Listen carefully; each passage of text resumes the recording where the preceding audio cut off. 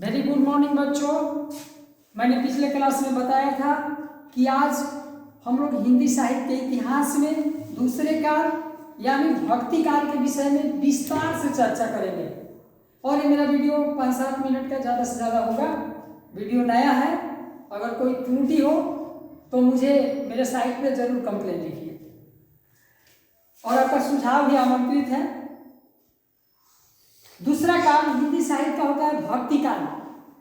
भक्ति मीन्स होता है पूजा पाठ करना। इस काल में बहुत सारे नए नए प्रयोग किए गए। इसी काल में शुरू होता है कहानियों का कुछ लेखन, लेकिन जो भी अभिव्यक्त करने की भाषा थे, जो भी हाव भाव थे, वे किसी न किसी रूप में भक्त बन करके अपने आराध्य को पूजा करने के चर्चाओं से शुरू होता है। जैसे भक्ति काल की शुरुआत वीर गाथा काल की समाप्ति के बाद 1375 संवत से शुरू होता है, जो 1700 संवत तक आकर के खत्म होता है। बीच का जो ये समय है वो भक्ति काल का होता है। भक्ति काल के मुख्यतः दो भागों में हम बांट सकते हैं, एक है सगुण और दूसरा है निर्गुण। सगुण का मतलब होता है साकार रूप को मानना और निर्गुण का मतलब होता है निराकार रूप को मानना।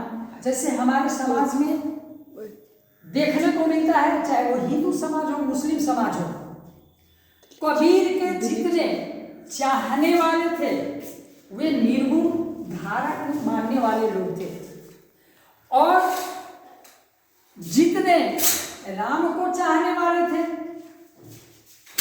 वो सगुण धारा को मानने वाले थे।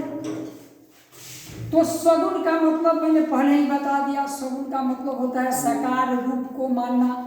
जैसे हिंदू समाज में जितने लोग मूर्ति पूजा, देवता पूजा इत्यादि करते हैं वो साकार रूप को मान के करते हैं।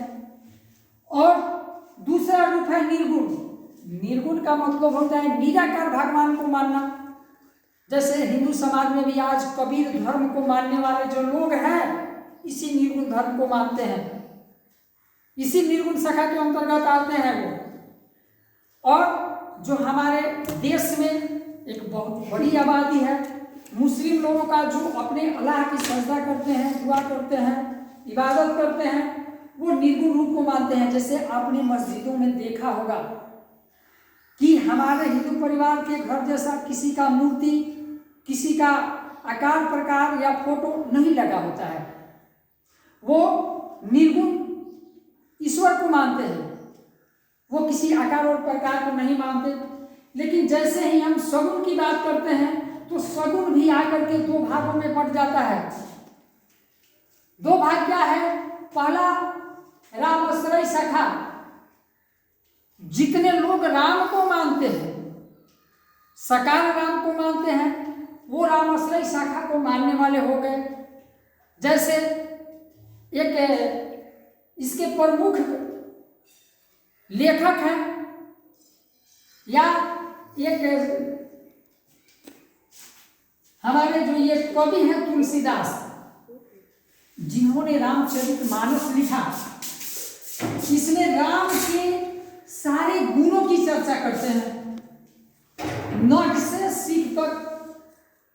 दूसरा हो जाता है कि हमारे धर्म में एक ही भगवान नहीं है, 1.25 करोड़ देवी देवता लोग हैं। तो राम के बाद में अगर किसी का स्थान आता है तो वो भगवान कृष्ण का स्थान आता है, जिनका एक एक नट से सीख तक का चर्चा सूरदास ने अपनी रचनाओं में किया। अब निर्गुण शाखा को देखते हैं तो निर्गुण शाखा में जो निराकार भगवान को मानते थे, जैसे मैंने पहले कहा कबीरदास, और दूसरा मलिक मोहम्मद जायसी। बहुत सारे कवि थे इनके शरीर, लेकिन ये महत्वपूर्ण और सबसे अगले पंक्ति की कवि हैं। तो निर्गुण की पहली शाखा जो होती है ज्ञान आश्रय शाखा। ज्ञान आश्रय का मतलब होता है कि हमारे पास अगर ज्ञान है, हम भगवान को मानते हैं, तो हम ये नहीं कहेंगे कि भगवान किसी के बेटे थे, वो भगवान निराकार परमेश्वर थे, उनका आकार प्रकार नहीं है, वो सबों की सेवा और सबों की देख रेख और सबों की सहायता एक प्रकार करते हैं। दूसरा है प्रेमाश्रय सखा, जिसके प्रमुख अगर कोई लेखक है वो है मलिक मोहम्मद जायसी, जिन्होंने पद्मावत लिखा। ज्ञानाश्रय शाखा के प्रमुख कबीर दास, जिन्होंने बीजक लिखा। मात्र 725 दोहे लिखने के बाद जब तक धरती रहेगी तब तक कबीर दास का नाम रहेगा। जैसे इन्होंने कहा था कि मन ना रंगाए, रंगाए जोगी कपड़ा, गढ़िया बढ़ा के बन गए बकरा। इससे क्या दर्शाते हैं वो कि हमारी जो कमियां हैं समाज में, जहाँ कुरीतियां दिखाई देती हैं, उनको वो आगे तक लेकर के जाकर उनको खत्म करने का प्रयास करते हैं। तुलसीदास ने लिखा रामचरितमानस, जो आज हमारा मार्गदर्शन के रूप में हर एक चीज जो आज गुजर रहा है वो उस समय सोच के लिख दिया। सूरदास जो एक अंधे थे, उन्होंने कहा, उनकी कविता की कुछ पंक्तियां है कि मैया मोरी मैं नहीं माखन खायो, कि अपने माँ यशोदा से बोल रहे हैं कि मैंने माखन नहीं खाया, जबरदस्ती इन गोपियों ने ला करके मेरे मुंह में लपेट दिया और मुझे इल्जाम लगा के आपके पास पकड़ के लाया है। ज्ञानाश्रय शाखा के कबीर दास, इन्होंने एक ऐसे शाखा का निर्माण किया जो शाखा आज विश्व प्रसिद्ध है। कबीरपंथी लोग जो कबीर के मानने वाले हैं।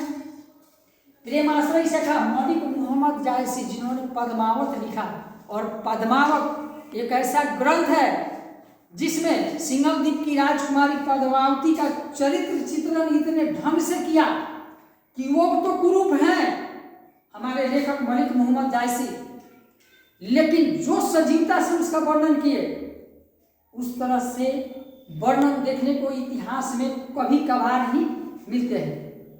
Thank you.